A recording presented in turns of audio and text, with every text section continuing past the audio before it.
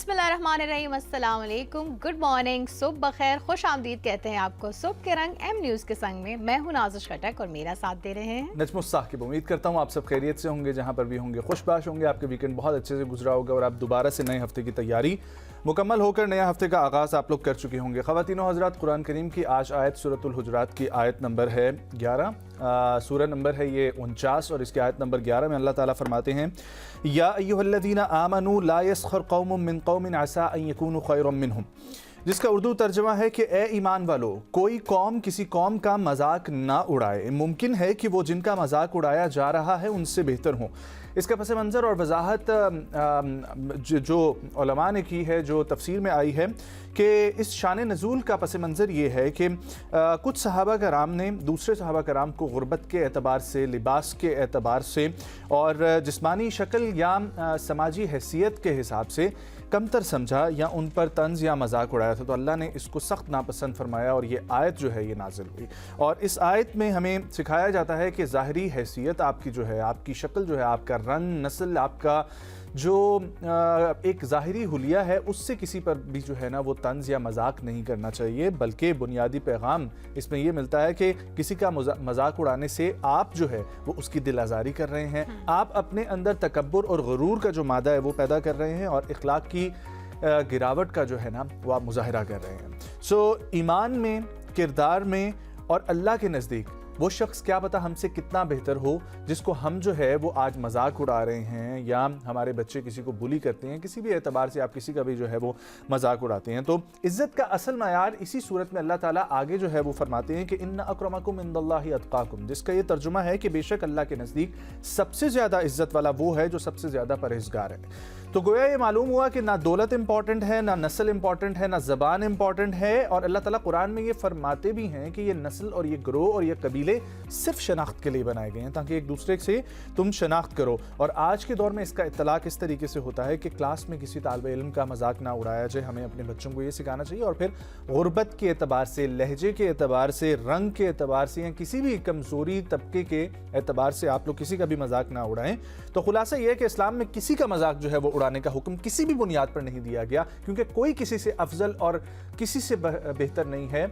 जब अल्लाह ताला फरमा रहे थे कि उनके नज़दीक सबसे बेहतर वो है जो परहेज़गार है और जो तक़वे वाला है। बिल्कुल ऐसे ही किसी को किसी पर कोई फ़ौक़ियत हासिल नहीं, मगर सिर्फ तक़वा की बुनियाद पर जो है वो हो सकती है तक़वीद। इसके अलावा कोई किसी पे वो नहीं ले सकता। सारे ही बराबर होते हैं इंसान अल्लाह के नज़दीक। अगर हम बराबर हैं तो हमें एक दूसरे में तफ़रका नहीं करना चाहिए। एग्जैक्टली। और हम लोग न्यूज़ की तरफ बढ़ेंगे, लेकिन उससे पहले जो है ना मैं ये बताता चलूँ कि मौसम की मौसम के ऊपर ही मैं बात करने लगा था कि मुल्क भर में जो है वो मौसम आहिस्ता आहिस्ता तब्दील होता जा रहा है। और इस्लामाबाद के बासी इंतहाई खुश इस वजह से हैं कि यकबस्ता हवाओं का सिलसिला जारी और सारी है और बर्फानी हवाएं इस वक्त चल रही हैं, क्योंकि हमारे पास इस मरी जो है वहाँ पर बाकायदा तौर पर जो बर्फबारी का सिलसिला इस वीकेंड बहुत सारे लोग वीकेंड पे जो है वो मरी जा चुके हैं। काफ़ी लोगों को तो वापस जो है करा दिया गया, क्योंकि वहाँ पे टूरिस्ट जब बहुत ज़्यादा हो जाते हैं, गाड़ियों का जाना बहुत ज़्यादा हो जाता है, जो जगह भी तंग हो जाती है और इतनी बारिश और इतनी बर्फबारी में जाना थोड़ा ख़तरनाक भी साबित हो सकता है। लेकिन जिन लोगों ने एंजॉय कर लिया, बहुत खुशी हुई जी कि बहुत अच्छा मौसम था। इनफैक्ट इस्लामाबाद में भी ऐसी धुंध है कि हमें मरी जाने की भी ज़रूरत नहीं पड़ रही, हमें ऐसे लगता है मरी चल के हमारे पास आ गया। एग्जैक्टली जी। अब न्यूज़ की तरफ बढ़ते हैं। इस्लामाबाद इंटरनेशनल एयरपोर्ट में बड़ी अपग्रेडेशन, ईवी चार्जिंग स्टेशन कायम करने का फैसला कर लिया गया। इस्लामाबाद इंटरनेशनल एयरपोर्ट पर मुसाफिरों को जदीद सहूलियात फराहम करने की जानिब एक अहम कदम उठाया जा रहा है। एयरपोर्ट पर पहली मरतबा इलेक्ट्रिकल व्हीकल्स के लिए चार्जिंग ई स्टेशन कायम किया जाएगा, जो एक जदीद मल्टीपर्पज़ फ्यूल और सर्विस सहूलत का हिस्सा होगा।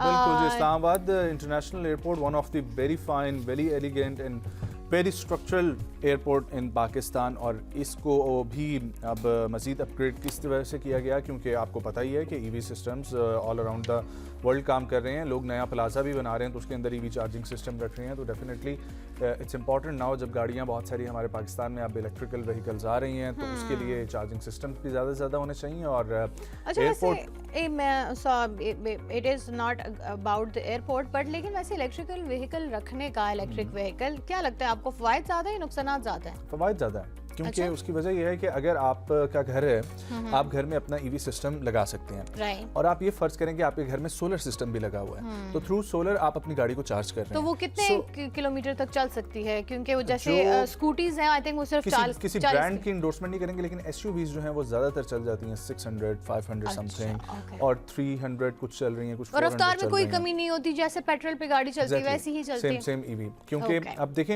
एडवांसमेंट इसी तरीके से आती है कि पहले एक एडवांसमेंट होती है, पेट्रोल गाड़ियां थी हमारे पास, डीजल गाड़ियां थी, True. उसके बाद आई हाइब्रिड, यानी कि दोनों के साथ आप लोग जो है ना जी। वो मिक्स करके, और अब प्रॉपर्ली ईवी या PHEV जो सिस्टम है वो लॉन्च किए जा रहे हैं गाड़ियों के अंदर। और इसी वजह से हम लोग ने पिछले दिनों भी ये खबरें बहुत सारी पढ़ी थी कि जो सिल्वर है यानी कि चांदी का रेट वो भी बढ़ रहा है, क्योंकि बहुत सारी जो बैटरीज हैं ईवी गाड़ियों की उनके अंदर चांदी का इस्तेमाल किया जाता है। तो उस वजह से चांदी जो है वो कहा जाता है कि इट्स अ न्यू बिटकॉइन, और आप उसके अंदर जो है ना वो ज़्यादा से ज़्यादा बिल्कुल इन्वेस्ट कर Well, सकते ये हैं, बिल्कुल रख एक सकते हैं। अलग मौजू है, इसके ऊपर हम लोग फिर कभी बात करेंगे, लेकिन बिल्कुल। आगे बढ़ते हैं। जहां पर इस्लामाबाद एयरपोर्ट की अपग्रेडेशन का सिलसिला जारी है, वहीं पर CDA ने इस्लामाबाद के अंदर एक नए क्रिकेट स्टेडियम की तामीर के लिए ई बोलियों का बाकायदा तौर पर आगाज कर दिया गया, और इंटरेस्टेड कैंडिडेट्स इस वक्त ई बोलियों के थ्रू ई बिडिंग सिलसिला जारी और सारी है, और जो वो कि लगा बहुत रहे खुशाइंद हैं। बात सो है। CDA के प्रोक्योरमेंट एंड कॉन्ट्रैक्ट जो है वो डिपार्टमेंट उनकी जानिब से जारी करदा दावतनामे के मुताबिक अथॉरिटी ने पाकिस्तान इंजीनियरिंग काउंसिल PEC में कैटेगरी CA में रजिस्टर्ड मोतबर कंपनियों से इलेक्ट्रॉनिक बोलियां लगाने का सिलसिला जो है वो शुरू कर दिया है। सो टेंडर नोटिस के मुताबिक तफसीली इलेक्ट्रॉनिक बोली दस्तावेजात जिनमें तकनीकी तकाजे, शराइत और जवाबित शामिल हैं, हुकूमत के ई प्रोक्योरमेंट पोर्टल्स जैसे ई पैड्स और PPRA पर रजिस्टर्ड बोली दहिंदगान के लिए दस्तयाब होंगे। इस्लामाबाद में क्रिकेट स्टेडियम के हवाले से बहुत अरसे से बात चल रही थी, एंड वी नो दैट कि इस्लामाबाद की सराउंडिंग्स में बहुत सारी जगह हैं, और D12 ही जो है वो मुख्तस की जा रही थी। इनफैक्ट उस वक्त के चेयरमैन जो CDA के थे उनकी जानिब से भी ये मेंशन किया जा रहा है 2023 से ये ऑनवर्ड सिलसिला जारी हो सारी है, लेकिन अब बाकायदा तौर पर बिल्कुल हम PCB काफी की तरफ टाइम से सुन रहे हैं कि जी यहाँ पे भी स्टेडियम होगा, लेकिन वो यही था कि काम आई थिंक उस पे ज्यादा तेज रफ्तारी से नहीं हो रहा था इस इम्प्लीमेंटेशन में। आगे भी अब वो बताते हैं आ कि गया है। CDA के मुताबिक इलेक्ट्रॉनिक बोलियां उसी रोज दोपहर 12 बजे CDA प्रोक्योरमेंट कमेटी और बोली दहिंदगान के मुजाइज नुमाइंदे जो हैं उनको उनकी मौजूदगी में G74 इस्लामाबाद में खोली जाएंगी। Which is very good thing. अब हमें इस्लामाबाद में भी स्टेडियम मिलेगा तो ये बहुत अच्छी बात है, वरना लोगों को वैसे जो है हमारे पास दो कराची, स्टेडियम्स हैं। फैसलाबाद, हमारे पास 2 स्टेडियम हैं इस्लामाबाद में, एक डायमंड क्रिकेट क्लब है और एक इसके अलावा है हमारा जो हमारा आता है एम्बेसी रोड पे, उसका क्या नाम है?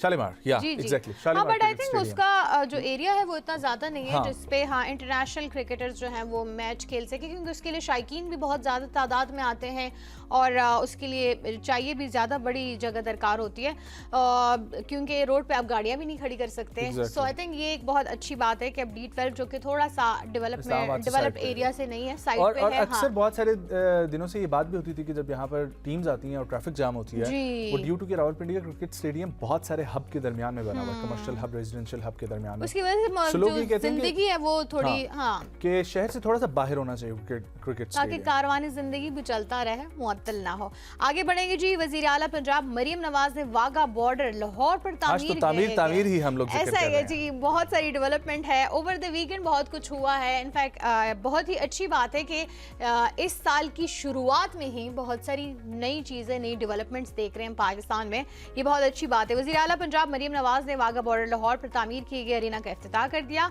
नए अरीना में शायकीन की नशिस्तों की तादाद 7,500 से बढ़ाकर 25,000 कर दी गई है। यही हम चाहते हैं कि ये स्टेडियम में भी तकरीबन इसी तरह की ही शायकीन की तादाद के लिए कुर्सियां लगवाई जाए। पाकिस्तान रेंजर्स पंजाब के ज़ेर एहतमाम खुसूसी इफ्तिताह तकरीब में मरियम नवाज ने बतौर मेहमान खुसूसी शिरकत की। तकरीब में मरियम औरंगजेब, कोर कमांडर लाहौर, वज़रा और सीनियर ब्यूरोक्रेसी भी शामिल थी। एरिना में तोसी के अलावा जॉइंट चेक पोस्ट वाघा पर नई तामीरात भी अमल में लाई गई हैं। एग्जैक्टली।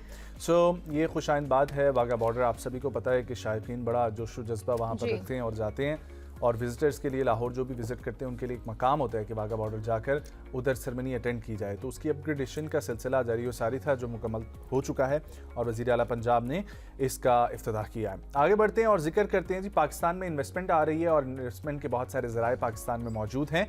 इसी तरीके से जब इकोनॉमी आपकी बेहतर हो रही होती है तो इंटरनेशनल कंपनीज बड़ा एतमाद का इजहार करते हैं। उसी तरीके से एक ग्रुप है डिजिटल ऑपरेटर बियॉन्ड ग्रुप। जिन्होंने पाकिस्तान की बैंकारी निज़ाम पर एतमाद का इजहार करते हुए डिजिटल इस्लामी बैंकिंग जो है उसके फ़रोग के लिए यहाँ पर अपनी कोशिशें बढ़ाने और इन्वेस्टमेंट करने के लिए इंटरेस्ट और इसमें वज़ीर आज़म और तमाम तर लोगों के साथ जो है वो उनकी मुलाकातें हुई हैं और एलामिया के मुताबिक रकम से छोटे और दरमियाने दर्जे के कारोबारी इदारों की तरक्की को फ़रोग मिलेगा और सरमायाकारी इस्लामी बैंकारी सहूलतों की बेहतरी और जदीद बैंकिंग निज़ाम जो है उसको पाकिस्तान में मुतारिफ करवाने में मददगार साबित होगी। डिजिटल बैंकिंग, इस्लामी बैंकिंग, इसके ऊपर दुनिया भर में फोकस किया जा रहा है। मजीद ये भी बताया गया है कि बैंकारी सहूलत से महरूम कारोबारी अफराद बिलखुसूस खवातीन की कारोबारी शमूलियत को फ़रोग मिलेगा। वाज़ेह रहे कि 20 दिसंबर 2025 को माड़ी मिनरल्स लिमिटेड और ग्लोबा कोर मिनरल्स के दरमियान मादनी वसाइल की तलाश का मुआहिदा हुआ था और Globba minerals joint venture agreement के जरिए बलोचिस्तान में मादनियात के शोबे में सरमायाकारी करेगी और पाकिस्तान के 5 बड़े business groups lake city holdings, Fatima group, dean group, Hilton group और सुरती ग्रुप जो है उन्होंने बलोचिस्तान में अरबों डॉलर्स के इन्वेस्टमेंट का ऐलान किया। अब ये बहुत अच्छी बात है कि इंटरनेशनल इन्वेस्टर्स जो है वो पाकिस्तान में इंटरेस्ट ले रहे हैं। स्पेशली आई थिंक सीपैक के बाद से हमने बहुत ज़्यादा देखा है कि इंटरनेशनल इन्वेस्टर्स जो हैं वो पाकिस्तान में सरमायाकारी के लिए बहुत ज़्यादा जो है वो आगे बढ़ रहे हैं। अच्छा, इसमें एक और चीज़ आपने इस्लामिक बैंकिंग का जो जिक्र किया, मैं इसके बारे में भी एक दिन हम कोशिश करना चाहेंगे कि हम किसी गेस्ट को बुलाएं और हम इस्लामिक बैंकिंग के बारे में अपने नाजरीन को बताएं। हम इसी हफ्ते ये कोशिश करें। हाँ जी, कि हाउ इज, क्योंकि बहुत सारे लोगों को इस्लामिक बैंकिंग के बारे में नहीं पता कि इसमें क्या डिफरेंस है बाकी जो हमारी रूटीन की बैंकिंग है और इस्लामिक बैंकिंग। इसमें भी अब आजकल बहुत ही ज़्यादा न्यू डेवलपमेंट्स आ रही हैं। आगे बढ़ेंगे जी स्पोर्ट्स के सेगमेंट की तरफ। पाकिस्तान के MMA champion Shahzeb Rind Israeli fighter के खिलाफ अपने टाइटल का दिफा करेंगे। ये भी बहुत अच्छी न्यूज़ है। शाहजेब रिंद ने लास्ट MMA फाइट दुबई में की थी जहां पर पाकिस्तान की तरफ से I guess Shahid Afridi wing था और सलमान खान जो हैं वो इंडिया की तरफ से विंग थे और इन्होंने भारत के अगेंस्ट ये टाइटल जीता था। और अब हमारे जो है वो नो डाउट जिस तरीके से भारत के साथ एक टाकरा है वैसे ही इजराइल जो है अगर वो किसी स्पोर्ट्स में है। So karate combat lightweight world championship के टाइटल का दिफा जो है वो इसराइली हरीफ नाता लीवी के जो है वो खिलाफ करेंगे शाहजेब रिंद। और Shahzeb Rind one of the best fighter Pakistan ever produce in MMA। बिल्कुल ऐसे ही है। इनकी कुछ हम आपको बता दें इनकी मेहनत और अज़्म के जो कारनामे हमारे सामने आए।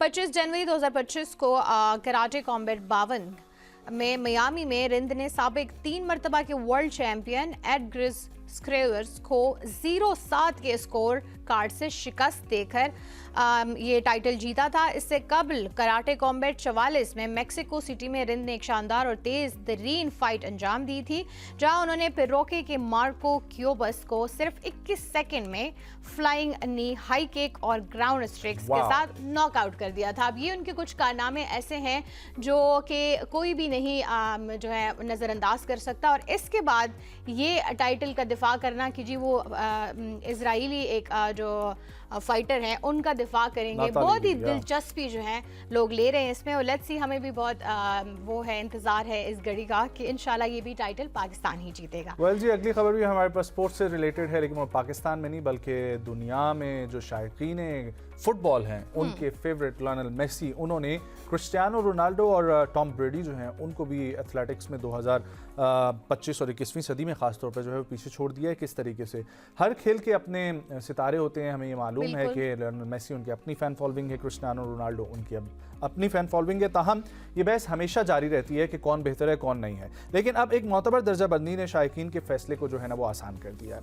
सो लिजर्नल दी क्यूबिक ने 21वीं सदी के दौरान खेलों में नुमाया किरदार अदा करने वाले 25 बेहतरीन एथलीट्स की फहरिस्त जारी की है और इसमें जो है वो फातेह और टॉप पर जो है ना वो फुटबॉल स्टार और 8 बार के बैलन डी और फातेह लियोनेल मेसी का जो है वो नाम सामने आया है। और मेसी की कुछ अहम कामयाबियां हैं जिसकी वजह से ये नाम सामने आया, वो हम आपको बताते हैं। वो क्या है कि जी उन्होंने 2022 में कतर वर्ल्ड कप जीता था और अगर वो 2026 के टूर्नामेंट में हिस्सा लेते हैं तो अपने टाइटल का दिफा करेंगे। फिर इसके अलावा जी 6 दिसंबर 2025 को उन्होंने इंटर मियामी को पहली मर्तबा मेजर लीग सॉकर चैंपियनशिप जो है उसमें भी जितवाया था और मेसी को गोल्डन बूट और मुसलसल MVP भी मिला है और वो क्लब के साथ 2028 तक रहने वाले खिलाड़ी बन जाएंगे। और उन्होंने ला लीगा में 10 बार चैंपियन और चैंपियंस लीग में 4 बार फातेह का एजाज हासिल किया। बिल्कुल ऐसे ही, किसी भी से बात ढकी छुपी नहीं है, बट इस बार उन्हें ऑल अराउंड बेस्ट एथलीट का अवार्ड मिलना बहुत एजाज की बात भी है। और जो इस दौड़ में इनके साथ बराबर के शरीक थे, उनको थोड़ा दचका भी लगा होगा कि हम क्यों नहीं है, but I think best athlete होना बहुत बड़े एजाज की बात है। डेफिनेटली। आगे बढ़ेंगे जी, एंटरटेनमेंट की तरफ बढ़ेंगे। पाकिस्तान की ऑस्कर्स के लिए official entry film Hindon academy awards तक क्यों न पहुंच सकी। आपको इसके बारे में कोई आइडिया है? मैंने तो हुंदन फिल्म का पहली दफ़ा नाम सुना है। मैंने भी पहली ही दफ़ा नाम सुना, जब मैंने ये न्यूज़ पढ़ी थी कि जी उनका इस एकेडमी अवार्ड्स के लिए जो है कमेटी में नाम गया था कि जी पाकिस्तान की तरफ से ऑफिशियल रिप्रेजेंटेशन होगी, लेकिन फिर वो नुमाइंदगी न कर सकी। अब देखते हैं जी क्यों नहीं कर सकी। जी खुसूसी गुफ्तगी में फिल्म के हिदायतकार किरामत अली ने बताया कि उन्हें सिलेक्शन कमेटी की जानिब से फिल्म हुंदन को पाकिस्तान की ऑफिशियल एंट्री करार देने की इत्तला ईमेल के जरिए मौसूल हुई थी और इनको कागजात जमा कराने के लिए बोला गया था। इन्होंने कागजात जमा कराए, जिसके बाद उन्हें दोबारा ईमेल मौसूल हुई कि जी आपके कागजात नामुकम्मल हैं। तो आइए देखते हैं उसका ट्रेलर पहले और फिर बात करते हैं।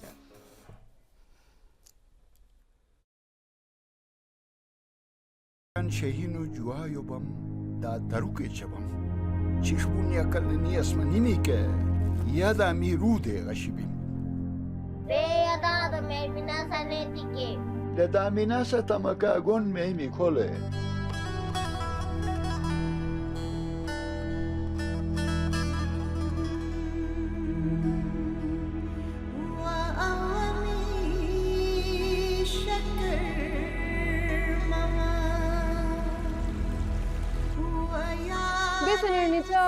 Sapoi ba go kayan me mina.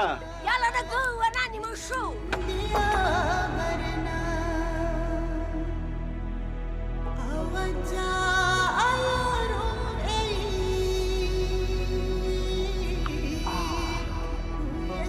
Ana इंसान हर इम्तिहान खुदाए पेश कई तो गोते इम्तिहान लो परवरदिगार दाइंदार शुरेश या कल्लन एर फरमनिश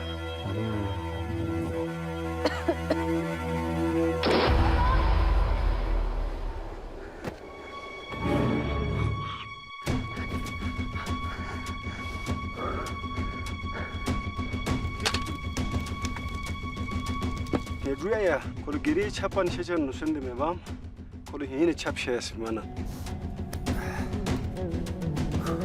Ara pute shodal tasturan balla. Diluan Manila. Da hiles da sin mi mila. Ano ba na? Akasya ka kuradi siya kanisa.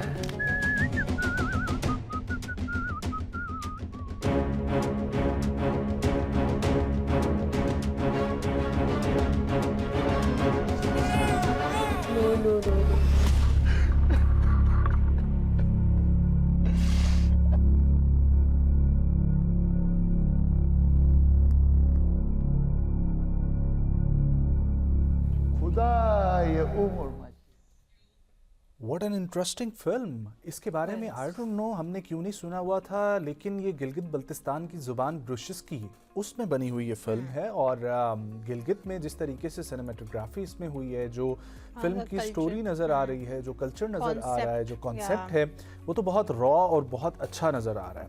और बेसिकली रियलिटी को किक देने के लिए अब I don't know what is it about कि ये या तो है फिल्म वहाँ पर जो चरवाहे हैं उनके हवाले से थी, वहाँ पर माउंटेनर्स हैं उनकी ज़िंदगी के ऊपर थी, ये क्या बहुत ही है? रियलिटी बेस लग रही थी जितनी मुझे, क्योंकि ज़बान के मैं समझ नहीं आ रही थी, लेकिन जो उसके ट्रेलर से समझ आ रहा था शायद वो यही था कि वहाँ के जो बेसिक रहने वाले हैं उन्हीं की स्टोरीज में से उठा के कॉन्सेप्ट लिया लेकिन गया बड़ा है। अच्छा सिनेमेटोग्राफी इसकी हुई हुई है और पाकिस्तान के अंदर जिस तरीके से वो बर्फानी पहाड़ों को दिखाया गया है वो बहुत जो है ना वो एलिगेंट लग रहे हैं और ऐसा महसूस हो रहा है जैसे आप किसी जादुई दुनिया में जी बिल्कुल, तभी इसका जो है नामजदगी हुई थी ऑस्कर के लिए, बट अब उसको ऑस्कर अवार्ड्स में क्यों शामिल नहीं किया गया। उसके हिदायतकार का यही कहना है कि जी बहुत बार हमने ईमेल के थ्रू अपने डॉक्यूमेंट्स भेजे, लेकिन हर बार हमें कहा गया कि जी आपके डॉक्यूमेंट्स कंप्लीट नहीं है। और फिर हमें एक और ईमेल मिलती है कि जी फिल्म हुंदन के बजाय फ़लस्तीन 36 पाकिस्तान की तरफ से नामजद हुई है। अब इसकी क्या वजूहात थी वो भी नहीं जानते हैं। चलें जी, आगे बढ़ते हैं और जिक्र करते हैं अब ज़रा गाड़ियों के हवाले से, जहां पर आपको पता है टेक्नोलॉजी की दौड़ हमेशा से लगी होती है। वहां पर टेस्ला जो है वो आगे है और टेस्ला अब की बार आगे नहीं रहा क्योंकि चाइनीज़ कंपनी ने इलेक्ट्रॉनिक गाड़ियों की दौड़ में टेस्ला को पीछे छोड़ दिया है। 2025 में हम ये सुनते भी रहे थे टेस्ला की, हाँ हो गया था, इसकी खरीदो फरोख्त में बहुत मसले आ रहे थे इस गाड़ी में, इसलिए फरोख्त इसकी कम हुई थी। आइए आपको खबर बताते हैं। टेस्ला कंपनी के तर्जुमान का कहना है कि 2025 में उसकी गाड़ियों की फ़रोख्त में नुमाया कमी वाक़ हुई है और जिसके नतीजे में दुनिया की सबसे ज़्यादा इलेक्ट्रॉनिक गाड़ियाँ फ़रोख्त करने का एजाज़ इस साल चीनी कंपनी BYD बिल्ड योर ड्रीम्स जो है इनके पास चला गया है। And BYD no doubt one of the best cars ever produce for any environment और ख़ास तौर पे इनकी SUVs जो हैं वो कमाल की हैं। और उसके अलावा भी BYD जो है, इनकी एक और ख़सूसियत ये है कि इन्होंने जितनी गाड़ियाँ प्रोड्यूस की हैं उनके नाम जो सी लाइफ एनिमल्स हैं उनके ऊपर रखे हैं। यानी कि किसी का नाम शार्क है, किसी का नाम क्या रखा गया है। और वैसे भी ये हमेशा से बहस रहती है कि जर्मन गाड़ियाँ अच्छी हैं या दूसरी गाड़ियाँ अच्छी हैं, वैसे आपके ख्याल से कौन सी गाड़ियाँ ज़्यादा? नो डाउट पुराने दौर में अगर देखा जाए तो जर्मन गाड़ियाँ जो हैं वो बेस्ट हैं, उनमें उन्होंने जितनी प्रोड्यूस की हैं बहुत अच्छी हैं। फिर उसके बाद जापानीज कंपनी की गाड़ियाँ भी जो पाकिस्तान में इंपोर्ट की जाती हैं वो भी अच्छी हैं। लेकिन अब अगर देखा जाए ना टेक्नोलॉजी में, तो जितनी अच्छी चाइनीज गाड़ियों की प्रोडक्शन है और उसके अंदर जो फीचर्स वो प्रोड्यूस कर रहे हैं वो हर चीज से तो लेस करके वो एक गाड़ी को जो है वो बाहर निकालते हैं। सो आपको बहुत सारी फैसिलिटीज उन गाड़ियों में मिलती हैं और खास तौर पर इस वक्त दुनिया भर में चाहे जर्मन गाड़ी हो चाहे जापानीज गाड़ी हो, इन सबसे ज्यादा अच्छी जो सस्पेंशन है वो चाइनीज गाड़ियां प्रोड्यूस इसका मतलब चाइना जो है इस बार भी नंबर ले गया, जैसे हर चीज में तकरीबन चाइना ही नंबर ले रहा है, गाड़ियों में भी चाइना ही नंबर ले गया। और आगे बढ़ेंगे जी, होम अलोन मूवी का उस दिन मैंने जिक्र भी किया था कि बहुत अच्छी मूवी है और आज हमारे पास उसी की एक खबर है कि होम अलोन फिल्म का सीन हकीकत बन गया। एक 12 साल बच्चे ने चोर पकड़वा दिया। वैसे हिम्मत की दाद देनी चाहिए उस बच्चे की जो वाकई में उसने रियल लाइफ में जो है चोर पकड़वाया है, वो भी 12 साल की उम्र में। जी ये हॉलीवुड की एक फिल्म है होम अलोन, जिसमें ये दिखाया जाता है कि जी क्रिसमस के दौरान बच्चा घर पे अकेला रह जाता है तो उसके घर पे चोरी होने के लिए कुछ डाकू आते हैं और वो उनको जो है पकड़वाने के लिए वो सारे हरबे अपनाता है जो एक बच्चा कर सकता है। और इसमें रियल लाइफ में अब ये हुआ है कि जी होम अलोन से ही बच्चा शायद इंस्पायर्ड हो और उसने भी क्रिसमस के मौके पे अपने घर में चोर को पकड़वाया। क्रिसमस के मौके पे वो भी घर में अकेला था, उसने आवाज़ सुनी कि जी किचन की खिड़की टूटने की आवाज़ आई है, तो उसने इमरजेंसी के थ्रू पुलिस को फ़ोन किया और फिर कुछ हीले बहाने करके उन्होंने चोरों को भी वहाँ जो है वो मसरूफ़ रखा ताकि वो चोर भाग भी ना सके। और इस दौरान में जो है पुलिस आ गई और चोर को पकड़ के ले गई। अब it is very interesting, but मैं वाकई में कहना चाहूँगी वो बच्चे को दाद देनी चाहिए जिसने 12 साल की उम्र में अपना इतना दिमाग इस्तेमाल किया।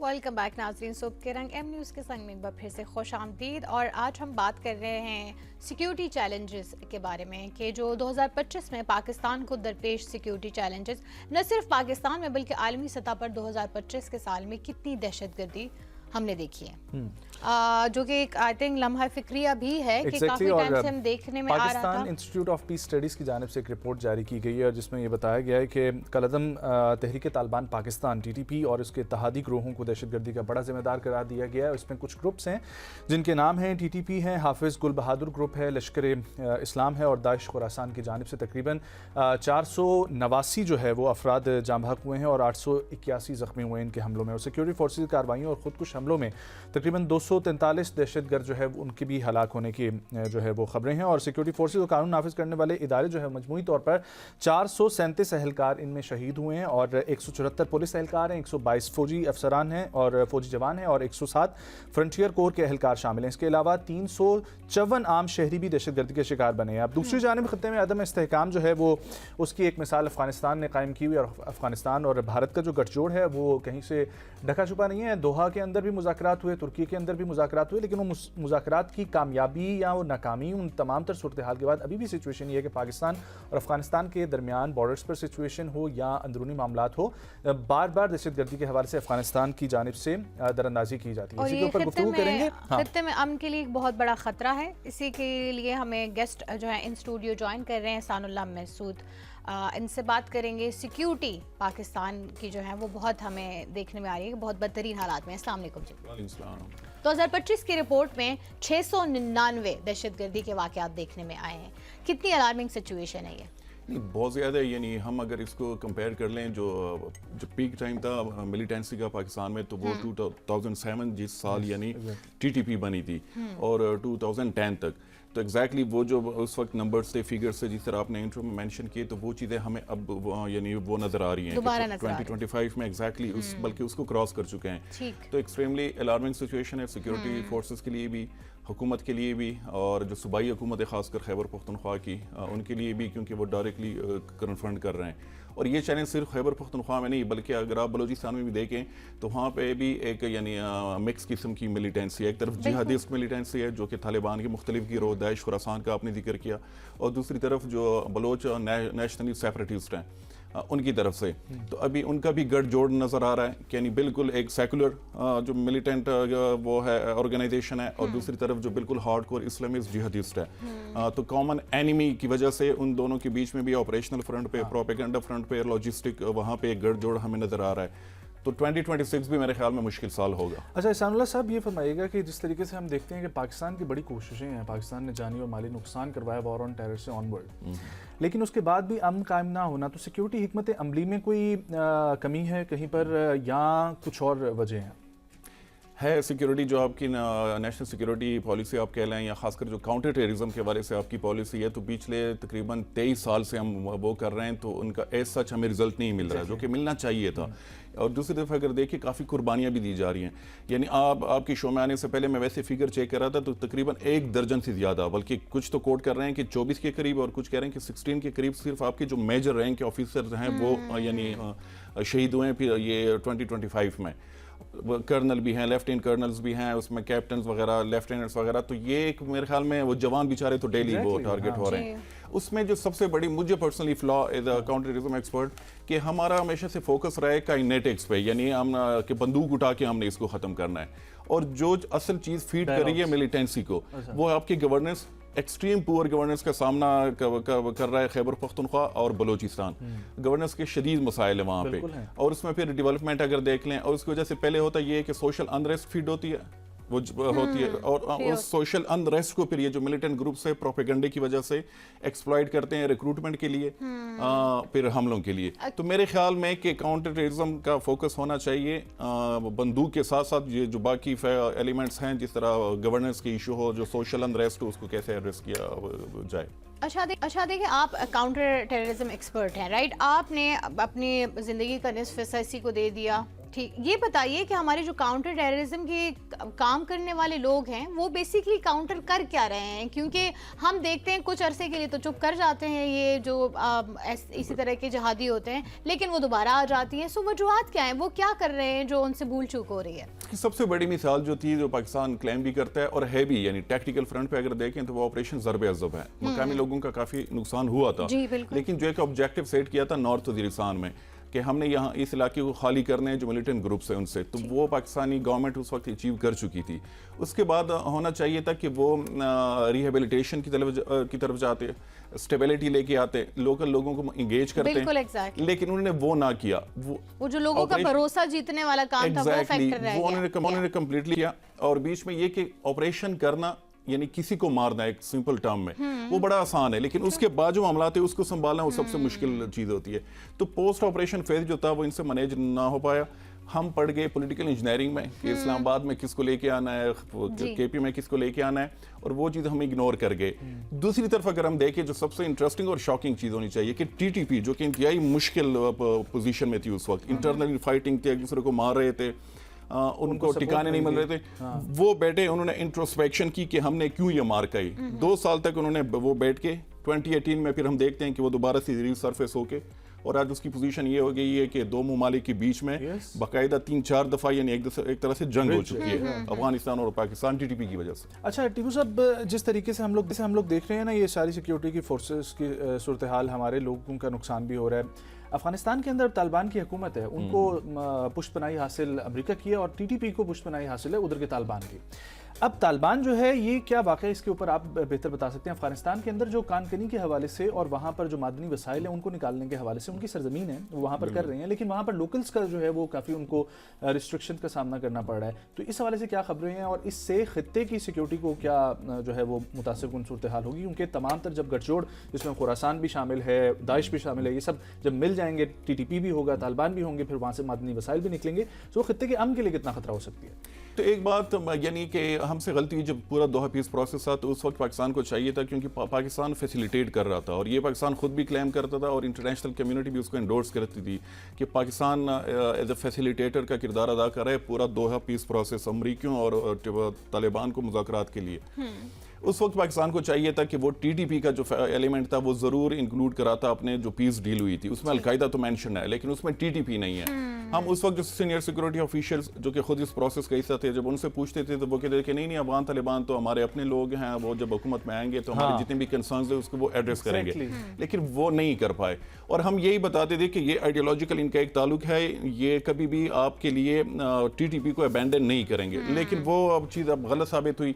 दूसरा जो आपने माइनिंग की बात की, वहाँ पे ये जो नेचुरल रिसोर्सेज तो हैं वहाँ पे और उसमें चाइनीज़ इन्वेस्टमेंट भी है, उसमें सिर्फ ये नहीं कि अमेरिकन सच इन्वेस्टमेंट वहाँ पे नहीं है, बल्कि सबसे ज़्यादा जो है करंटली वो चाइनीज़ की है। और उसमें कुछ भी खुद अफगान जो बिजनेसमैन है जो कि अशरफ गनी के गवर्नमेंट में भी उनकी बिजनेसेस ये माइनिंग वगैरह वो करते थे, उनकी भी इन्वेस्टमेंट है काफ़ी हद तक, बल्कि कुछ सीनियर लोग हैं पिछली हुकूमत के वो अभी भी इन्वेस्ट कर रहे हैं। मकामी लोगों का ये है कि बदख्शां में इस तरह की जड़ पे हुई हैं, वो जिस तरह रिसोर्सेज पे कि हमें पूरा शेयर नहीं मिल रहा, वो चीज़ें, एक ये मामला और एक पॉपी कल्टीवेशन जो अफीम की काश्त है कि उन्होंने वो काफ़ी हद तक कम की हुई है और मकामी लोग कहते हैं कि कोई अल्टरनेट भी हमें दें, तो वो अभी तक नहीं मिल रहा। तो वो चीज़ें मेरे ख्याल में होंगी, लेकिन सबसे जो प्राइम पाकिस्तान का कंसर्न होना चाहिए वो ये कि अफगान हुकूमत जो है, जो तालिबान है, उनको किसी भी तरीके से TTP को सपोर्ट देने से रोके। तो क्या वे आउट हो सकता है? वे आउट तो मैं अगर वो पैसा डिमांड करते हैं, पैसा भी नहीं, वो पैसों से भी नहीं मानेंगे। पैसा तो उसामा बिन लादेन जब वो अमेरिका डिमांड कर रहा था, काफी पैसों की ऑफर थी, लेकिन उन्होंने रिफ्यूज किया। मैं जो अभी इस कंक्लूजन पावर चाह रहे हैं वो पावर चाह रहे हैं और भी चाह रहे हैं वो, उनके काफी वो जो क्लेम्स हैं वो यानी उसकी पूरी एक हिस्ट्री है। लाइक इशू आ जाता है। तो ये प्रॉब्लम समझ में आई थी कि पैसा होना चाहिए, क्योंकि फैज हमीद भी ये जिक्र करते रहे, पैसा होना चाहिए, पैसा पाकिस्तान प्रोवाइड नहीं कर पा रहा, भारत से उन्हें पैसा मिल रहा है जिसकी कीमत पे वो सब कर रहे हैं, लेकिन आप कुछ और अब हमें बताने लगे। नहीं, ये कुछ चीज़ें हैं यहाँ जो नेशनल डिस्कोर्स है उसके हवाले से भी वो क्लैरिटी बहुत ज़रूरी है। 20 साल से हमने क्लैरिटी यहाँ पे वो की नहीं, तो इसकी वजह से हम इसका सामना कर रहे हैं। उस वक्त जब हम अफगान तालिबान का कहते थे कि ये भी TTP का ये हिस्सा है, ये दोनों एक ही सिक्के के यानी दो रुख है, तो ये लोग कहते थे कि नहीं आप लोग नेशनल सिक्योरिटी के लिए थ्रेट बन रहे हो। तो मेरे ख्याल में अब ये अंडरस्टैंडिंग होनी चाहिए कि अफगान तालिबान और TTP जो है ये एक ही है। और दूसरा ये कि जो पैसों की बात उस वक्त भी जब मुज़ाकरात हो रहे थे तो डिमांड आई थी कि 7 अरब कुछ 12 अरब की फिगर के वो आप हमें दे, अफगान तालिबान ने डिमांड किया था, पाकिस्तानी ऑफिशियल हमें बताते थे, ताकि हम जो TTP के लोग हैं जो अफगानिस्तान में उनके लिए घर शर ये चीज़ें बना लें। लेकिन वो उस पर भी वो नहीं माने, वो पैसे फिर दिए भी नहीं गए पूरे। लेकिन पैसों का मामला नहीं है यहाँ पे, आइडियोलॉजी का मामला है, हार्डकोर आइडियोलॉजी है, वो जिहादिस्ट आइडियोलॉजी है। उसमें ये नहीं अफगानिस्तान में एक बंदा बैठा होगा वो सपोर्ट दे रहा होगा सोमालिया में एक और जिहादी को। जिहादी जो लॉबी है या जो माइंडसेट है वो पाकिस्तान के खिलाफ क्यों है? तो वो ये काफी यानी डिटेल वाली डिबेट होगी, खिलाफ है या बहुत डिटेल होगी, या इस्लाम के खिलाफ है या पाकिस्तान के खिलाफ है। कि जो हमारी शरीयत है, जो हमारा निज़ाम है, ये सिर्फ सही है। और बाकी जो है चाहे सऊदी अरेबिया हो, चाहे पाकिस्तान हो, चाहे जितने भी तुर्की हो, ये यानी इस्लामी हुकूमत नहीं है, ये शरीयत वाली नहीं है, तो इसलिए हम इसके खिलाफ लड़ रहे हैं। एक आखिरी सवाल, खित्ते में अमन के लिए जो है कितना खतरा है और खित्ते में अमन बरकरार रखने के लिए क्या किया जा सकता है?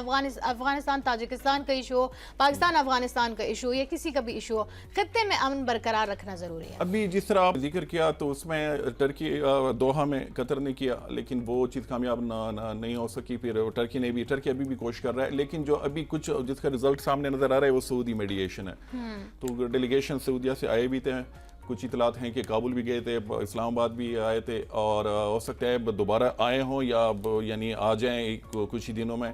तो उनकी वजह से कुछ मामला जो हैं हमें नज़र आ रहे हैं ग्राउंड पे कि कुछ बेहतर हुए हैं। लेकिन ये बिल्कुल एक्सपेक्ट नहीं करना चाहिए कि ये चीज़ें वो तो ये तो बड़े मज़े की, वैसे मेरा ना अभी दिमाग उधर ही फंसा हुआ है, बड़े मज़े की डिबेट यहाँ पर ये तो शुरू वाकई में हो सकती है कि आप अगर इस्लाम के और शरीयत के ख़िलाफ़ हैं पाकिस्तान की और उस आइडियोलॉजी पे आप जंग लड़ रहे हैं, तो उसमें आप कुफ़ार की जो है वो मदद लेकर हमसे जो है वो जंग लड़ेंगे? वो कुफार की ये माल गनीमत है, ये हमारा ही पैसा हमारा है। लुटा ये हुआ। बड़ा कम्प्लेक्स किस्म का आइडियोलॉजिकल डिबेट है, उस पर यानी पूरी वोट ये और इस तरह की डिबेट्स होनी चाहिए जी, ताकि जो पाकिस्तानी है वो क्लियर हो। अभी भी फ्रूटफुल डिस्कशन, हाँ, लोगों को अवेयरनेस होनी चाहिए, ये बहुत जरूरी है। और ये जो यहाँ पे आप यानी जो अभी भी ऐसे सेगमेंट्स ऑफ सोसाइटी हैं कि वो अफगान तालिबान को सपोर्ट कर रहे हैं, उनके आइडियोलॉजी को सपोर्ट कर रहे हैं, वो चाहते हैं कि वही सिस्टम पाकिस्तान में भी आए। अच्छा। तो मेरे ख्याल में डिबेट होनी चाहिए, उसमें सिर्फ ये नहीं जो अफगान तालिबान के मुखालिफ हो, बल्कि दोनों को आपस में बिठाएं, जो हक में हो, जो उसके मुखालिफ हो, ताकि जो आपका ऑडियंस हो या जो अवाम है वो क्लियर हो। अच्छा, अब मुझे ये बताएं कि केपी के लास्ट क्वेश्चन, केपी के हुकूमत जो है उसका क्या मौक़िफ़ है और वहाँ पर जो उमायदीन है उनका क्या मौक़िफ़ है? केपी हुकूमत जो है तो मेरे ख्याल में उसका मौक़िफ़ तो था कि हमें मुज़ाकरात से ये मामला वो करना चाहिए, रिजॉल्व करना चाहिए, लेकिन मुझे नहीं लग रहा। मुझे तो मैं अब इस कंक्लूजन पे पहुंचा हूं कि जंग के ये सऊदी मीडिएशन हो रही है, वो ऑप्शंस भी एक्सप्लॉइट करने चाहिए जो डिप्लोमेटिक ऑप्शंस है, लेकिन जंग के बगैर आपके पास कोई ऑप्शन बचा नहीं है।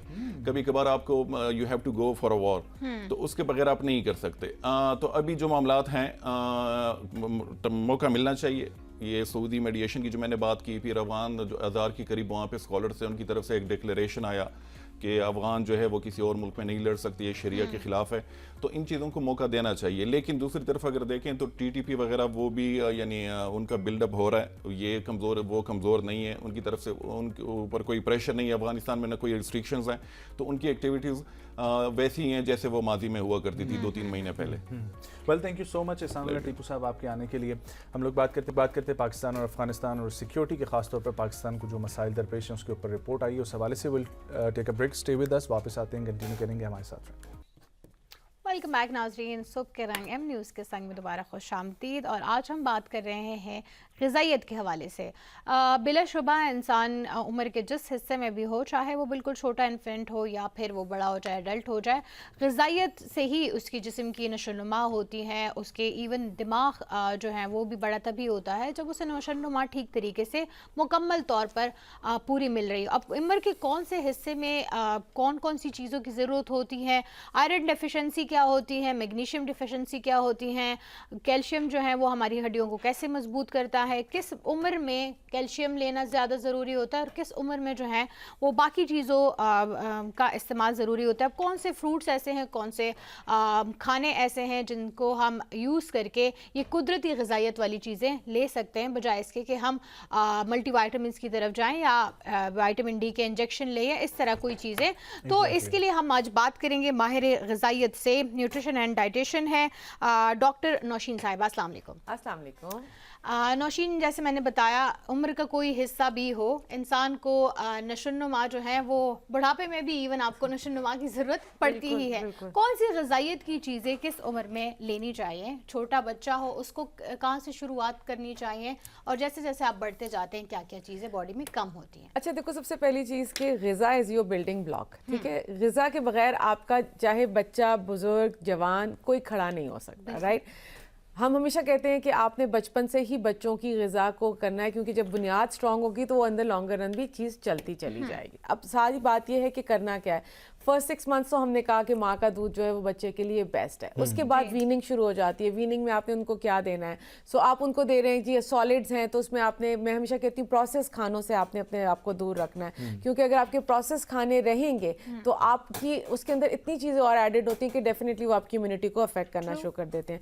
आपने बात की कैल्शियम की, आपने बात की विटामिन डी की। अनफॉर्चुनेटली विटामिन डी जो है वो हमारी ग़िज़ा में इतना मौजूद नहीं है। दैट्स व्हाई वी से कि अपने आप को सन एक्सपोजर की तरफ लेके जाओ ताकि कन्वर्जन हो। अब वो भी नहीं करते।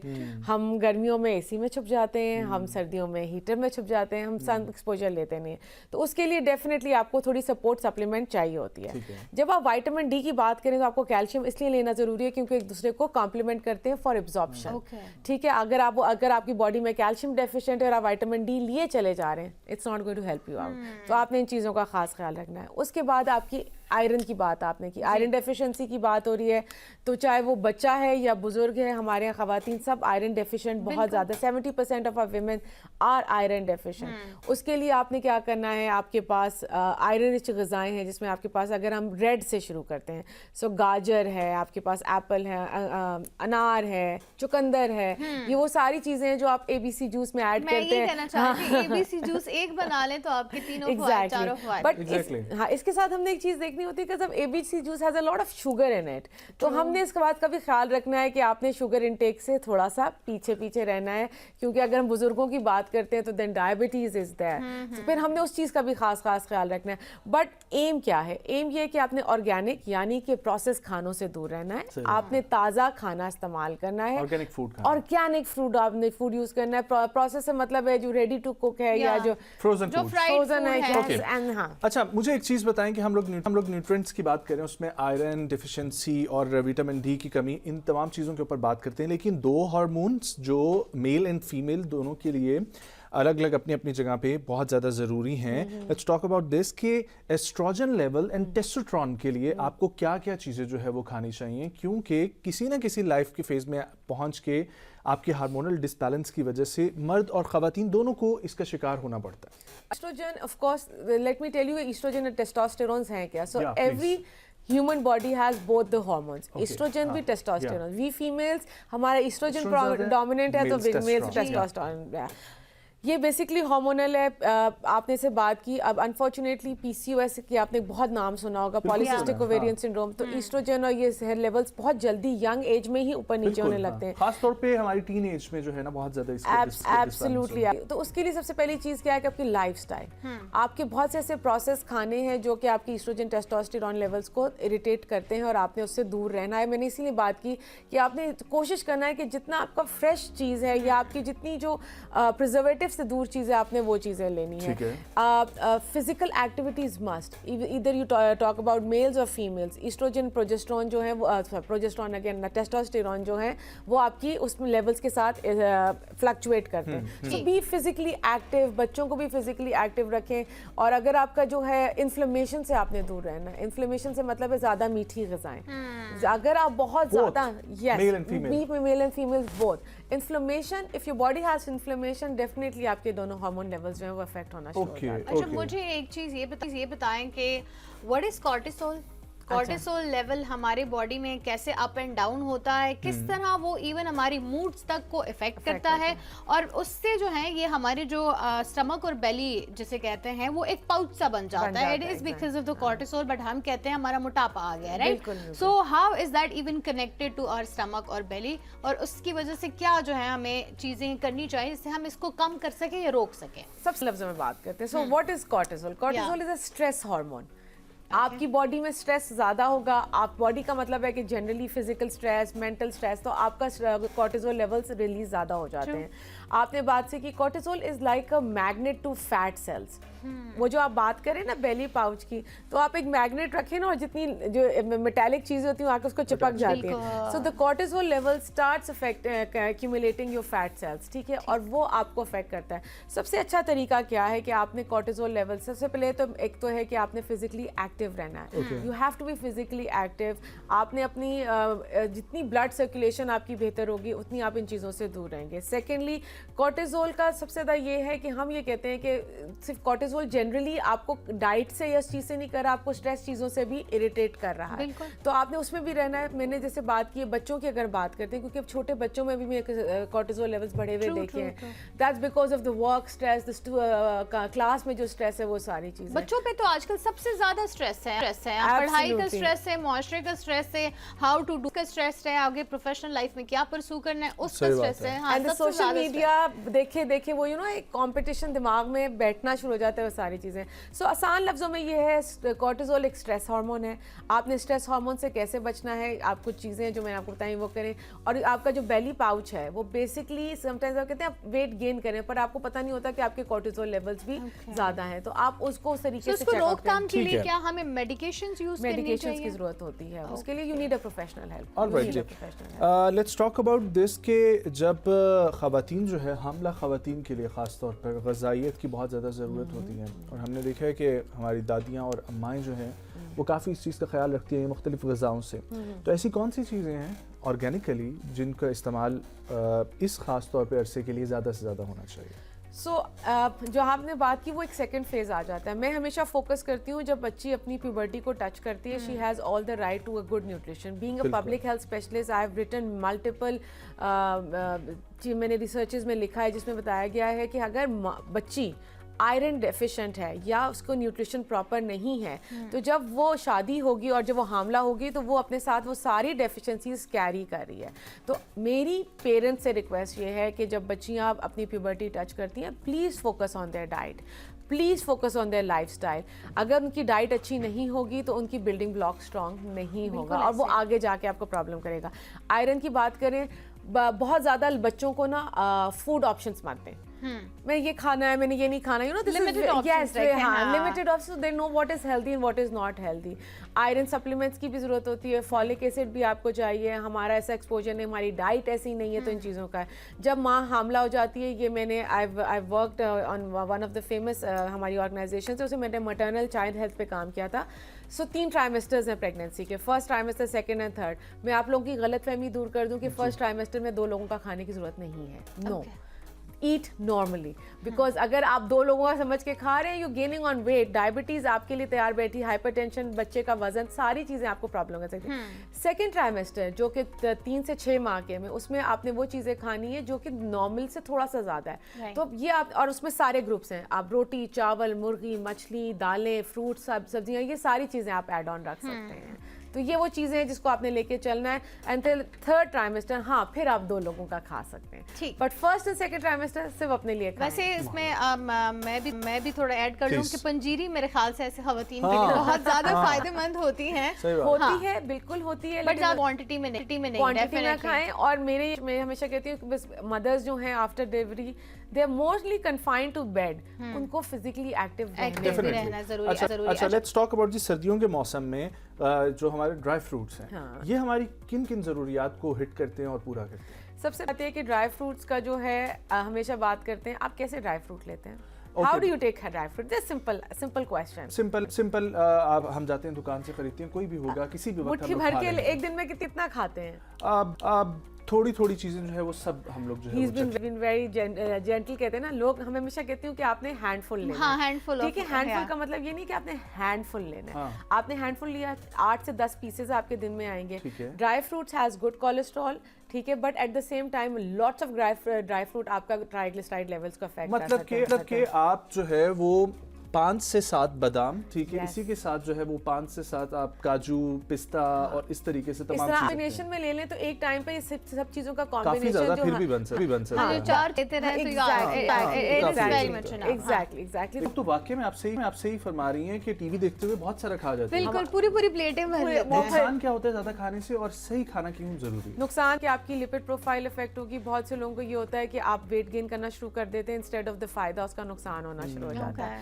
फवाइद उसके बहुत ज़्यादा है। फ़वाइद ये हैं कि सबसे पहले तो आपकी इम्यूनिटी बिल्डअप करने में आपको हेल्प आउट करता है। प्रोसेस नहीं है, ताज़ी चीज़ है जो आपको मिल रही है, उसकी मुख्तलिफ उसमें वाइटामिन हैं जो कि आपको दे रहा है। तो ये चीज़ें हैं जो आपको ड्राई फ्रूट्स प्रोवाइड अच्छा, ओमेगा 3 की अगर हम बात करें, फिश से हमें जो मिलता है, हम मोस्टली लोगों को, जैसे मेरी वालदा हैं, वो फिश जिंदगी भर उन्होंने आज तक नहीं खाई, उनको फिश से कुछ होता है, सो उनको हम सप्लीमेंट्स देते हैं, राइट? सप्लीमेंट्स कितना इफेक्टिव है और उसकी जगह ओमेगा 3 का हम किन किन जराए से और हमें मिल सकता है? ओमेगाज 3, 6 और 9 इम्पॉर्टेंट। अब जैसे आपने बात किया, आपकी वालदा को टेस्ट नहीं है तो फिश नहीं खाती, बहुत से लोग एलर्जिक होते हैं तो नहीं खाते, so then we look for fish capsules हो गई, ऑयल्स हो गए। इसके अलावा फ्लेक्स सीड्स का आपने नाम सुना होगा, अलसी का बीज इज रिकमेंडेड। इसके फायदे क्या क्या हैं? उसमें एक तो आपको क्या कहते हैं, ओमेगा 3, 6 और 9 तो आपको मिल रहा है, उसमें फाइबर भी आपको साथ साथ मिल रहा है। सो ऐसे जो पेशेंट्स हैं जो डायबिटिक हैं, एल्डरली हैं, उनमें मैं हमेशा फ्लेक्स सीड्स रिकमेंड करती हूँ, क्योंकि वो पाउडर, अच्छा फ्लेक्स सीड लेना भी पाउडर फॉर्म में चाहिए। क्यों? क्योंकि फ्लेक्स सीड्स का जो पाउडर फॉर्म है वो आपको वो चीज़ें प्रोवाइड करता है जो अक्सर अगर आप सीड ले लेंगे तो वो प्रॉपर्ली बॉडी में ब्रेक डाउन नहीं होता और वो इसी तरीके से बॉडी से वॉश आउट हो जाता है। तो flax seed is something which is like good source. लेकिन पाउडर फॉर्म ये कुछ चीजें जो हैं जिनकी आजकल हम ऑनलाइन डिफरेंट कंपनीज पे ब्रांडिंग बहुत ज्यादा देखते हैं, कहा जाता है वो आपकी इम्यूनिटी के लिए, आपके ब्लड फ्लो के लिए, आपके हार्मोनल सिस्टम के लिए ये 4-5 चीजें बहुत ज्यादा जरूरी हैं।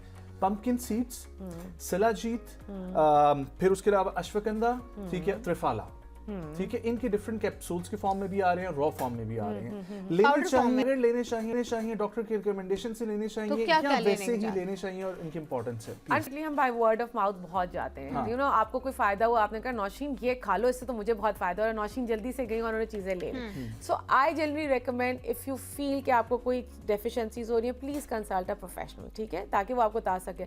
अब आपने 4 चीजों का नाम लिया, अगर हम चारों चीजें एक साथ लेने लगे, हमें जरूरत है या नहीं है, हमें डिपेंड करता है। Ashwagandha, yes, it induces a very peaceful sleep, वो आपको देता है, ठीक है। अगर लेकिन साथ में पता चले आप वो भी ले रहे हैं, स्लीप इंड्यूसर्स भी ले रहे हैं, खा रहे हैं, और साथ में आप अश्वगंधा भी ले रहे हैं, आपने अपनी बॉडी रिक्वायरमेंट को समझना है।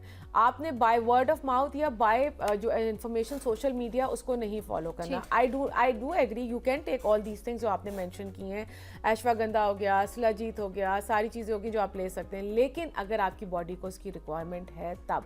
और ये भी देखना है कि उसकी कितनी डोजेज है, हर चीज़ की एक डोजेज होती है ना, आप उसको ढेर सारा तो नहीं खा सकते, तो वो सारी चीज़ें हैं। ठीक हो गया। अच्छा, मुझे ये बताएं कि अब किसी भी अगर डेफिशिएंसी, आपने इस चीज़ का जिक्र किया, वो किस माहिर सेहत, ठीक है, एक जनरल प्रोफेशनल के पास से उसको किस जगह पे जाके विजिट करना चाहिए? इसकी सबसे अच्छी चीज़ ये है कि आपने अपनी बॉडी को सुनना है। This sounds very weird, but आपकी बॉडी आपसे बात करती है। जी बिल्कुल, इट टॉक्स टू यू। आपको दर्दें हो रही हैं, आपको समझ नहीं आ रहा, आपके मसल्स खिंच रहे हैं, आपको, so when your muscles are getting stretch, आपको विटामिन B12 चाहिए, आपकी नर्व्स वीक हो रही हैं। आपकी B12 हमें किस चीज से मिलेगा, ये भी साथ साथ बता B12 हमें कहते हैं, आप सारे फ्रेश फ्रूट्स एंड वेजिटेबल्स आपको देते हैं, आपको गोश्त जो है बीफ, वो आपको B12 देता है। लेकिन अगर आप यूरिक एसिड या कोई ऐसे है तो आप फिश से भी ले सकते हैं, आप मछली चिकन से भी ले सकते हैं, ठीक है। अगर आपको कैल्शियम और आपकी दर्दें हो रही हैं, आपके जॉइंट्स, आप सजदे में जाते हैं, आप रुकू में जाते हैं, कहते हैं आपकी हड्डियां चटक पटक आवाज आ रही है, it's talking to you, listen to your bones, right. Calcium, vitamin D, आपको ये चीजें चाहिए। आयरन, सांस फूलता है, पेल लुक हो रही है, भूख खत्म हो गई है बच्चों की, ये चीजें हैं जो कि आपको एक इंडिकेशन दे रही हैं और आपको सब बता रही है कि क्या क्या चीजें रिक्वायरमेंट है। इंडिकेशन के बाद जाना किसके पास है? जनरल प्रैक्टिशनर के पास? जनरल प्रैक्टिशनर जाएं। अगर आपको लगता है कि जनरल प्रैक्टिशनर, न्यूट्रिशनिस्ट, हर चीज का एक माहिर आ चुका है, ठीक है, आप न्यूट्रिशनिस्ट के पास आ सकते हैं। कंसल्ट अ डॉक्टर भी, I always mention, I take a privilege of being a doctor and a nutritionist, तो मैं दोनों चीजों को साथ कर सकती हूँ। तो आपने देखना चाहिए आप जिनके पास जा रहे हैं उनकी, आजकल सोशल मीडिया पे हर चीज आपको पता चल जाती है, तो आपने अगर डॉक्टर के पास गए तो डॉक्टर की भी डिफरेंट कैटेगरीज हैं, उनमें से आप देखें कि आपकी रिक्वायरमेंट किसको फुलफिल करती है। अच्छा डॉक्टर नाशीद साहब, ये बताइए कि किस उम्र में किस, अब लेट्स सपोज हम बच्चों को बहुत ज्यादा हेल्दी चीजें खिलाने की कोशिश करते हैं कि इनकी हड्डियां अभी से मजबूत हो जाएं, बाद में नहीं भी खाएंगे तो मसला नहीं होगा, राइट। तो ये इज दैट ओके कि हमने स्टार्ट में उनका जो इम्यूनिटी इतनी अच्छी कर दी, स्टेमिना उनका बिल्डअप कर लिया कि बाद में हम उनको ना भी दे, तो कौन सा हिस्सा उम्र का होता है, या फिर मुतवातर अपनी बॉडी का ख्याल रखना बहुत ही जरूरी है? क्योंकि बहुत से लोग जो हैं वो अगर स्टार्ट में बहुत अच्छा रख लिया तो फिर गफलत बरतनी शुरू कर देते हैं। नहीं होता, इट्स अ कांस्टेंट स्ट्रगल। ये आपने, जैसे आपका चाय का मग है, इसमें आप जब तक रिफिल नहीं करेंगे, you can't have it again and again. So अगर आप चाहते हैं कि आप अपनी बॉडी को लेके चलें तो आपने उसको कॉन्स्टेंटली रिफिल करना है। एक टाइम होता है जब तक कि अल्लाह ताला की दिए हुए रिजर्वॉयर्स आपके अंदर स्टोर्ड होते हैं, उसके बाद ये डिप्लीट होना शुरू हो जाते हैं। सो आपने उसको रिफिल करना है। अब रिफिल आपने डाइट से करना है, आपने रिफिल सप्लीमेंट से करना है, आपने इन चीज़ों को साथ साथ देखना है। बट ऐसा नहीं है कि पहले 5 साल खिलाए और अगले 70 साल आप उसमें से खा सकते हैं। अच्छा, और दूसरी चीज ये कि आफ्टर एज ऑफ 30, ठीक है, जैसे आप 30 तक इंसान जो है वो बहुत चाकू चौबंद रहता है, सारी चीजें फुर्ती से कर सकता है, उसकी बॉडी में भी कोई पेन नहीं होता, कुछ भी नहीं होता। जैसे ही आप 30 को पहुंचते हैं उसके बाद आपकी जोड़ों में भी दर्द शुरू हो जाता है, आपके पट्टे भी खिंचने शुरू हो जाते हैं, जो आपने जिंदगी भर कभी सोचा ही नहीं होगा कि आपके साथ होता है। स्टमक इश्यूज शुरू हो जाते हैं, हर जगह दर्दें निकलनी शुरू हो जाती है। व्हाई इज दैट कि हम 30 पे पहुंचते हैं? So every age group different requirements. So when we cross our 30s, the females has different का metabolism slow down हो जाता है. When they cross their 40s में different होता है, 50s में menopause में चले जाते हैं. तो इसका मतलब ये है कि आपकी, अच्छा आपने भी देखा होगा जैसे आप यंग होते हैं तो you eat very energetically, आप डाइट आपका बहुत बड़ा होता है, फिर आहिस्ता आहिस्ता पोर्शन आपका छोटा होना शुरू हो जाता है. सो हर एज ग्रुप की हर उसकी रिक्वायरमेंट डिफरेंट है. इसीलिए मैंने एक बहुत आसान बात की है कि आप अपने आप को सुने, आपका जिस्म आपसे क्या मांग रहा है, आपका क्या दिल चाह रहा है, क्या इंक्लिनेशन है जो आप पहले आराम से कर सकते थे और आप नहीं कर सकते, उसके लिए आपने क्या है, तो उसके लिए एक प्रोफेशनल हेल्प चाहिए होती है, जो मैं और आप इस वक्त शो कर रहे हैं। आई थिंक इस भी तो I think it's just the tip of the iceberg जो हम इस वक्त डिस्कस करें, आगे चल के हम इसको डिटेल में भी बात कर सकते हैं। ओके, जब हम बात करते हैं बुजुर्गों की, उनको बहुत ज़्यादा केयर की ज़रूरत होती है और डिफरेंट डेफिशिएंसीज उनमें उस वक्त तो 100% पाई जा रही होती हैं, किसी चीज़ की बहुत ज़्यादा कमी भी हो जाती है। अब आपने थोड़ी देर पहले कहा था कि अल्लाह ने आपको एक कुदरती निज़ाम दिया, उसको आपने रिफ़िल करने की ज़रूरत है। उस एज में आप रिफ़िल तो नहीं कर सकते, लेकिन ऐसी कौन सी चीज़ें हैं, आप कुछ बुजुर्ग जो है वो नहीं खाते, गोश्त नहीं खाते, ठीक है, और इस तरह की बहुत सारी ड्राई फ्रूट्स भी नहीं खाते कुछ लोग, तो उस जगह पे आपको डॉक्टर से कंसल्ट करके मेडिकेशन की तरफ जाना चाहिए या आपको नेचुरली उसको जो है वो रिस्टोर करना चाहिए? अच्छा देखो, अगर बहुत लो लेवल्स है ना, तो वो फॉरन से आपको सप्लीमेंट मेडिकेशन से ही रिफिल करने पड़ते हैं, क्योंकि diet takes time to show its impact. जो चीज़ मैंने आज खाई है वो 15 से 20 दिन बाद मेरी बॉडी पे इम्पैक्ट शो करेगी। तो आपने एक तो ये चीज़ कर ली कि अगर एक्यूट बहुत ज़्यादा है और पेशेंट को वाकई, तो आपने सप्लीमेंट्स पे डाला, फिर आपने उनकी डाइट ली, आपने एज की बात की। मैं हमेशा कहती हूँ ड्राई फ्रूट्स इसलिए क्योंकि वो चबाना जो है वो मुश्किल लगने लगता है। देन आई सजेस्ट कि मेक पाउडर फॉर्म, आप उनके दलिया में ऐड कर दें, जैसे अब बच्चे के दलिया में ऐड करें वही पाउडर आपने बादाम का, अखरोट का, उसका आपने उनके दलिया में ऐड कर दिया, उनके आपने उनका जो चीज़ है, जो रोटी है, उसको आपने ज़रा नरम तरीके से बना के दें ताकि चबाने में आसानी रहे। आपने वो चीज़ देखनी है कि ओल्ड एज में हो क्या रहा है, फैक्टर तंग क्या कर रहा है। अच्छा ये बताइए, जैसे आपने कहा इसका पाउडर फॉर्म में खाया जा सकता है, कौन कौन सी चीज़ों का सबसे ज़्यादा फ़वायद है? जैसे सारे ड्राई फ्रूट्स मुझे नहीं पसंद होते हैं, ठीक है, अब कौन कौन से ज़्यादा इम्पॉर्टेंट है? और मुझे ड्राई फ्रूट ज़्यादा खाना भी नहीं पसंद, मैं बहुत रेयरली खाती हूँ, लेकिन सर्दियों में फिर खाना ज़रूरी भी हो जाता है, क्योंकि बॉडी आपको पता है ऑयल, जैसे गाड़ी को ऑयल की ज़रूरत होती है, मशीन को, वैसे हमारी बॉडी को भी होती है। तो सर्दियों में बहुत ज़्यादा ज़रूरत पड़ती है, खाने भी चाहिए, लेकिन मुझे नहीं पसंद। तो कौन कौन सी ज़रूरी हैं जो मैं खाऊं तो भी मेरी बॉडी सो बेसिकली देखो, मैं एक बात हूँ, आपने से बात की, पहले तो हमारे यहाँ मिसकंसेप्शन में दूर करना। आपको पता है वेस्टर्न वर्ल्ड में they have dry fruits through out the year, हम नहीं खाते, हमें कहा जाता है कि हमें कहा था गर्मी हो जाएगी, दूध नहीं पीते, हम ड्राई फ्रूट्स नहीं खाते। वेस्टर्न वर्ल्ड पूरा सादा है, वो अपना ऑलिव ऑयल को टेबल पे रखता है, हम ऑलिव ऑयल को किचन में रखते हैं, हम उसको खूब पकाते हैं, वो उसको सिर्फ स्प्रिंकल करता है। बात सारी ये कि हमें तो एक थोड़ी सी मिसकंसेप्शंस दूर करने की ज़रूरत है कि जो हमारा ड्राई फ्रूट है वो हम all through out the year खा सकते हैं। अब आपने कहा जो नहीं, देखो ड्राई फ्रूट सब में वो है कॉम्बिनेशन, सारी चीज़ें आपको मिल जाती हैं। अगर आप बादाम भी ले रहे हो तो आप बादाम ले लो, ठीक है, आपको नहीं काजू पसंद, आपको नहीं अखरोट पसंद, पिस्ता नहीं पसंद, लेकिन हम ये जनरली रिकमेंड करते हैं combination of all can actually affect you और हेल्प यू आउट। जैसे वो कहते हैं ना, वो जो शेप बनी हुई है, अखरोट की शेप है तो वो आपकी ब्रेन को हेल्प कर रही है, काजू है तो वो आपकी किडनीज को कॉम्प्लीमेंट कर रहा है, तो वो सारी चीजें हैं जिसको आप लेके चल सकते हैं। ओके डॉक्टर साहिबा, ब्लड फ्लो बेहतर बनाने के लिए हर एज में कौन सी ऐसी चीजें हैं जो लेनी चाहिए? पानी, वाटर इज मस्ट। आपको पता है कि मोस्टली जो हमारे, अगर आप बात करें ना, आपका कोई और चीज़ नहीं है, आपको लगता है कि आपको कोई बीमारी नहीं है और आपको हेडेक्स रहते हैं, चीज़ें रहती हैं, एक आपने पानी एटलीस्ट, अगर आपको कोई रीनल इशू नहीं है, आपको कोई problem, 8 to 10 glasses of water a day, साथ में आपने अपने आप फिजिकली एक्टिव रखना है। सो ब्लड आप, अगर मैं और आप बैठे हैं, हम 4 घंटे बैठे रहेंगे, हमारा ब्लड सर्कुलेशन स्लो डाउन हो जाता है, बिल्कुल हो जाएगा। So I ask, when I go for my awareness sessions, I tell my clients कि आपने ये करना है कि आपने एरिया में वॉक कर लो, 5 मिनट की वॉक कर लो, उसी कमरे में वॉक कर लो, सो ब्लड सर्कुलेशन तो बेहतर हो जाए। सो पानी और ये 2 चीजें जो हैं, जो ब्लड सर्कुलेशन के लिए, अनटिल अनलेस आपकी कोई मेडिकल कंडीशन। अच्छा, सोते हुए ब्लड फ्लो जो है वो रुकता होता है? रुक तो नहीं सकता, आई मीन कम होता है, इट्स स्लो डाउन हो जाता है, बिकॉज़ आपकी बॉडी एक लिस्ट्रेन लेती है, वो अल्लाह का एक सिस्टम है जिसमें हार्ट पंप कर रहा है, सारी चीजें हैं। लेकिन अब जैसे हम अपराइट बैठे हुए, अब इस वक्त हमारा ब्लड सर्कुलेशन टुवर्ड्स आर, तो हम ये कहते हैं कि पे मूवमेंट करो। अच्छा, अब टाइम बिल्कुल खत्म हो गया, लेकिन एक छोटा सा सवाल, खवातीन को कमर का दर्द जो है वो बहुत ज्यादा रहता है, उसके लिए कौन सी, तो मर्दों को भी रहता है? हाँ बिल्कुल ऐसे, अब तो बच्चों को भी रहने लगा है, पहले जो है वो 35 के बाद होता था, तो उसके लिए क्या खुराकें जो है वो जरूरी है खानी, और कब से ज्यादा खानी चाहिए कि दर्द जो है वो हमें ना हो? इसमें 2-3 चीजें हैं खवातीन में, जब या मर्दों में भी, आप जैसे कह रहे हैं, आपने अपना वेट वॉच करना है। अगर आपका पेट आगे की तरफ जा रहा है, is going to pull your backbone आगे की तरफ, ठीक है, तो उससे दर्दें होना शुरू होती हैं। आपकी डाइट में क्या, वो आपने से बात की, ओमेगाज हैं, ओमेगा 3, 6, 9 है, जो मैंने चीज़ें पहले मेंशन कर दी, कैल्शियम है, विटामिन डी है, ये चीज़ें हैं, विटामिन के है, इन चीज़ों का आपने इस्तेमाल करना है। आपने अपने आप को फिजिकली एक्टिव रखना है, आपने वॉक, कमर की एक्सरसाइजेज होती हैं वो जनरली आप अप्लाई करें।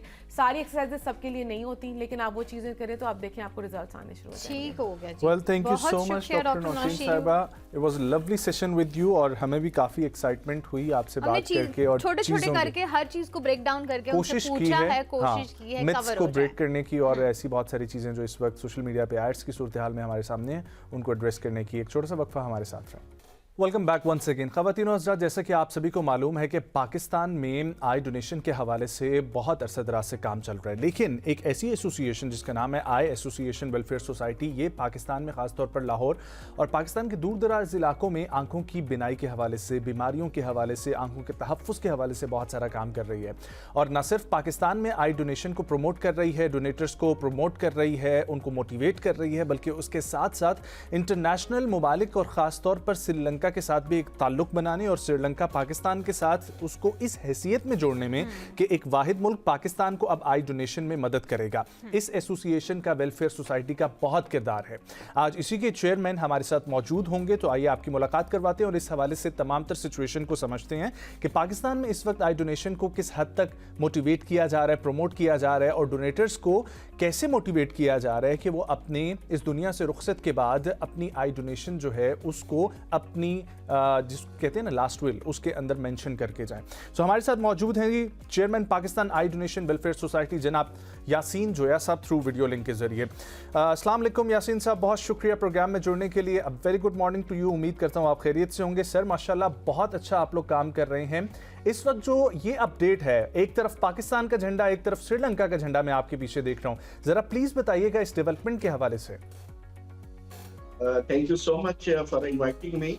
मेरा नाम यासीन जो है और मैं ऑनरी कॉन्सल जनरल हूँ श्रीलंका पंजाब का और प्रेसिडेंट हूँ आई डोनेशन वेलफेयर सोसाइटी का।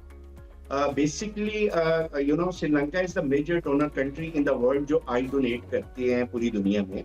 और पिछले 5 साल से मैं ऑनरी कॉन्सल जनरल हूँ और मैंने इस टर्नओवर में 2000 आईज डोनेशन श्रीलंका से पाकिस्तान में मंगवा के और अपने पाकिस्तानी बहन भाइयों को फ्री ऑफ कॉस्ट इम्प्लांट करवाया। और इसका जो मकसद श्रीलंका के फ्लैग का ये है कि श्रीलंका के साथ हमारे बड़े कॉर्डियल रिलेशंस भी हैं और श्रीलंकन जो है वो प्रेफर करते हैं कि उनकी जो आईज हैं जो वो डोनेट करते हैं डोनर, कि वो पाकिस्तानी बहन भाइयों को जो है वो इम्प्लांट किया जाए। इसलिए आपको दोनों फ्लैग नजर आए। दैट्स वेरी ग्रेट, बहुत अच्छा इनिशिएटिव है जो आप लोगों ने लिया है। अच्छा ये बताएं कब से आप काम कर रहे हैं under this I association welfare society और अब तक कितने लोग इससे मुस्तफीद हो चुके हैं?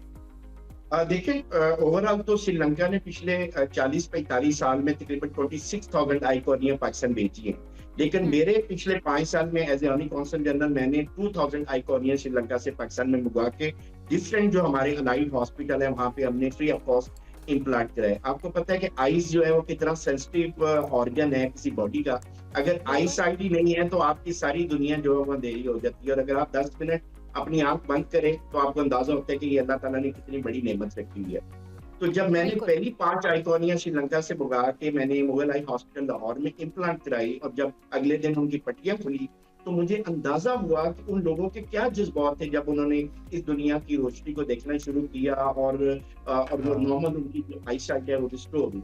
उसके बाद फिर मैंने इसको एक प्रॉपर हमने इसकी एक बॉडी बनाई और आई डोनेशन वेलफेयर सोसाइटी को हमने डेवलप किया और उसके अम्ब्रेला के ऊपर 2000 आई कॉर्नियाज हमने डिफरेंट श्रीलंका से मंगा के अक्रॉस पाकिस्तान जो है वो हमने इम्प्लांट करवाई है और ये फ्री ऑफ कॉस्ट है। और अब क्योंकि पाकिस्तान में एक बहुत बड़ा चंक जो है वो आई कॉर्निया का और आई डोनेशन का वेट कर रहे हैं। मेरे पास इस वक्त 4,500 लोग रजिस्टर्ड हैं हमारे कॉन्सुलेट में भी और थ्रू हमारे जो अलाइड हॉस्पिटल्स हैं। ठीक है। अच्छा यासीन साहब, सर यासीन साहब ये फरमाइएगा कि माशाल्लाह अल्लाह आपके इसका मजीद बरकत डाले, ये जो सारा सिलसिला है इस हवाले से हमारे नाज़रीन को आगाह कीजिएगा कि आपका श्रीलंका से कॉर्निया मंगवाने का कानूनी और तिब्बी जो मराहिल हैं वो क्या होते हैं? देखिए, ये तो एक डोनेशन है और जो डोनर है उसकी डेथ के बाद ही उसकी आइज निकल के पाकिस्तान आनी होती है। हाँ, तो ये बड़ा कॉम्पैक्ट किस्म का ऑपरेशन है, starting from the death of someone in Sri Lanka और पाकिस्तान आने तक का ये 72 आवर्स का टोटल एक पीरियड होता है, क्योंकि ये आइस को प्रिजर्व किया जाता है एक केमिकल में और उस केमिकल की लाइफ जो है वो 72 आवर्स होती है। तो हमने उस 72 आवर्स के अंदर उस आइस को पाकिस्तान ला के, और वो जो हमारा कंसर्न अलाइड हॉस्पिटल है जिसके पास होटा ह्यूमन ऑर्गन ट्रांसप्लांट अथॉरिटी का एनओसी होता है, उन हॉस्पिटल को हम देते हैं। और जैसे ही आइस वहां से श्रीलंका से चलती है, पेशेंट R&D ऑपरेशन थिएटर में मौजूद होता है और जैसे ही आइस यहाँ हमारे मेरे कॉन्सुलेट में पहुंचती है और हॉस्पिटल का रिप्रेजेंटेटिव मेरे पास मौजूद होता है, इमीडिएटली वो आइस जो है वो हॉस्पिटल जाती है और पेशेंट को इम्प्लांट हो जाती है और नेक्स्ट डे फिर उसकी पट्टी खुलती है। तो आप इमेजिन करेंगे ये कितना कॉम्पैक्ट किस्म का no doubt, no doubt, no doubt. Very appreciative. अच्छा यासीन जो है साहब, ये बताइएगा कि जो हजरात चाहते हैं कि उनकी आंखों का ऑपरेशन हो और उनको भी आंखें डोनेट की जाए, वो आपसे कैसे रब्ता करते होते हैं? क्या रजिस्ट्रेशन प्रोसेस होता है? आप लोग उनको कैसे जो है, मतलब आप लोगों को कैसे अप्रोच किया जा सकता है? लेट्स सपोज दूर दराज के लोग हैं, वो आपको अप्रोच करना चाहते हैं और वो भी आंखें रिक्वेस्ट करना चाहते हैं, तो वो क्या प्रोसेस होता है आपका?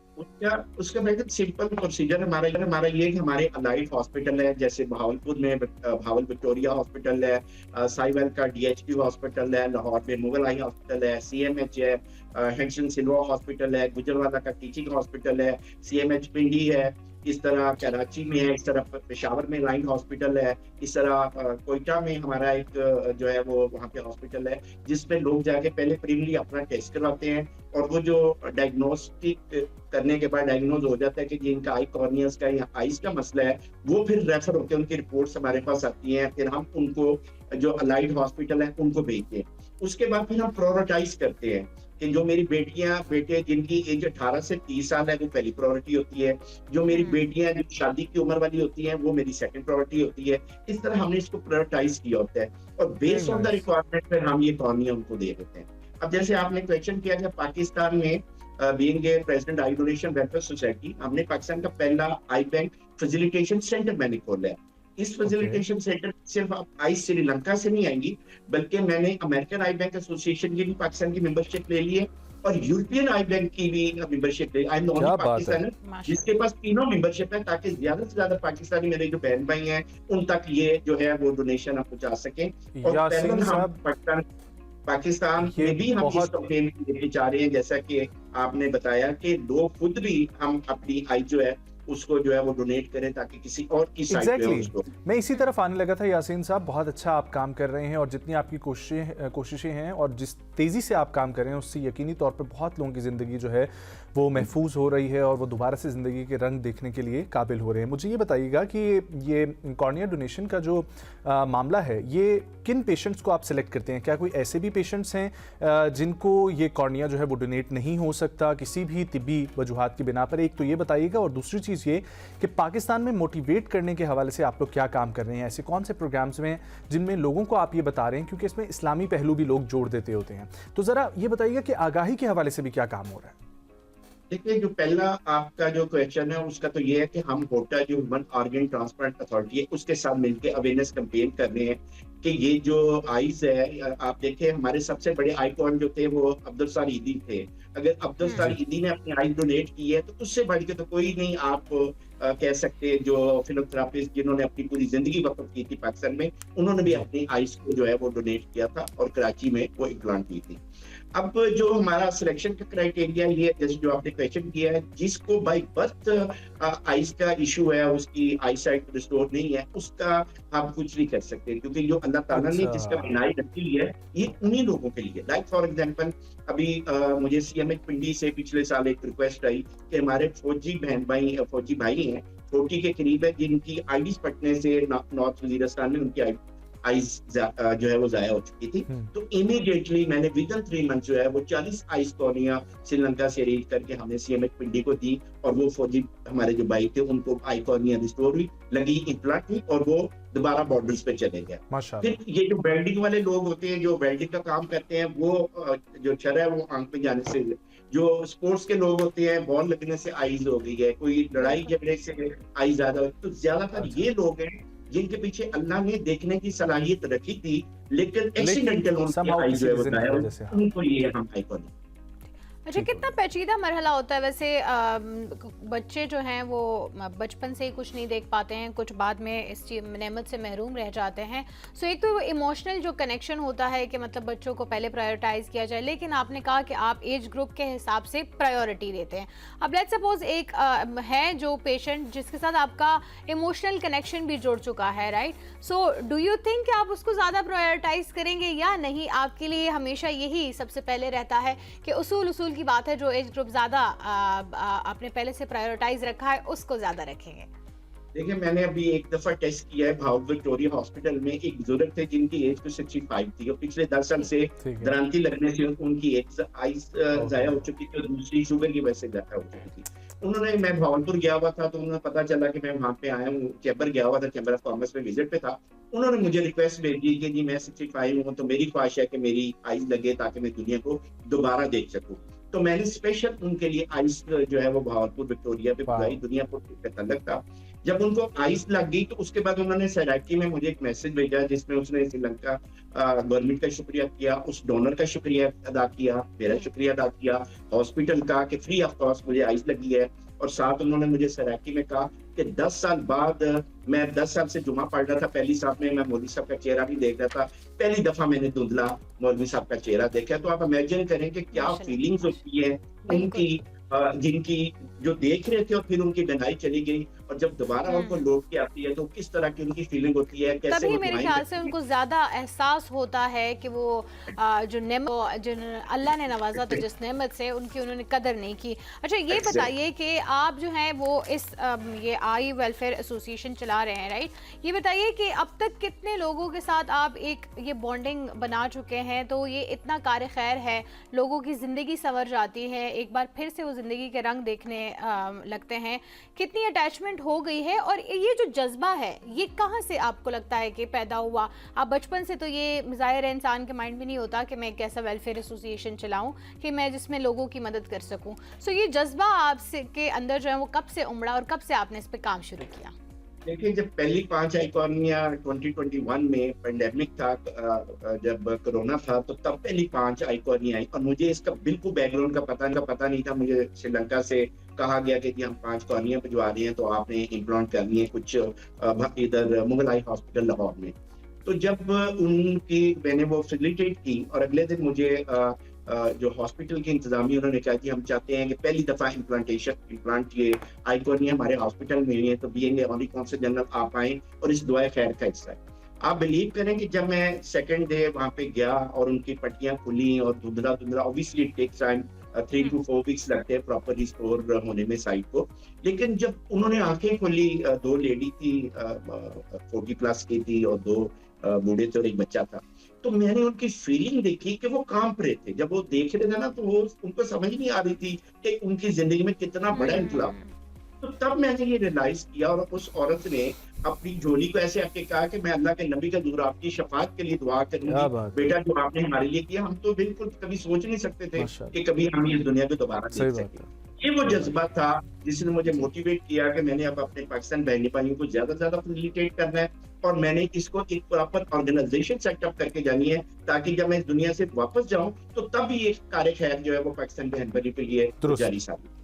माशाल्लाह, बिल्कुल आप काम कर रहे हैं, अल्लाह आपको इसी तरीके से साबित कदम रखे। बहुत शुक्रिया यासीन जोया साहब हमारे साथ जुड़ने के लिए, हमें अपनी कहानी बताने के लिए। और ख़वातीनो हज़रात, ऐसे नेक दिल लोग मौजूद हैं पाकिस्तान में जो बहुत सारे लोगों का सहारा बन रहे हैं और डेफिनेटली एक आई डोनेशन का प्रोसेस और उसको जिस तरीके से सेफली श्रीलंका से पाकिस्तान लेकर आना, दोबारा से आई प्लांट करवाना, इट्स अ कॉम्प्लेक्स प्रोसेस जिसके लिए इस वक्त इनकी ऑर्गेनाइजेशन, इनकी एसोसिएशन काम कर रही है, उन तक मेहनत कर रही है। एक और छोटी सी रिक्वेस्ट भी साथ ही में करना चाहती हूँ कि अगर हम में से भी ऐसे हैं जो अपनी ये विल अभी से रखना चाहते हैं कि उनकी वफात के बाद उनके ऑर्गन जो हैं वो डोनेट किए जाएं, तो आप अभी से इनसे रब्ता कर सकते हैं और ये चीज़ जो है वो पहले से तय हो सकती है कि किसी की ज़िंदगी संवर जाती है। बिल्कुल आगे बढ़ते हैं और प्रोग्राम के आखिरी हिस्से में हम बात करेंगे हिस्ट्री की। आज है 5 जनवरी। 5 जनवरी 1928 को पाकिस्तान के एक नडर लीडर जिन्हें कहा जाता है और पाकिस्तान की अवामी सियासत के सबसे मकबूल लीडर जनाब जुल्फ़िकार अली भुट्टो, उनकी पैदाइश हुई थी पाको हिंद बरसग़ीर में।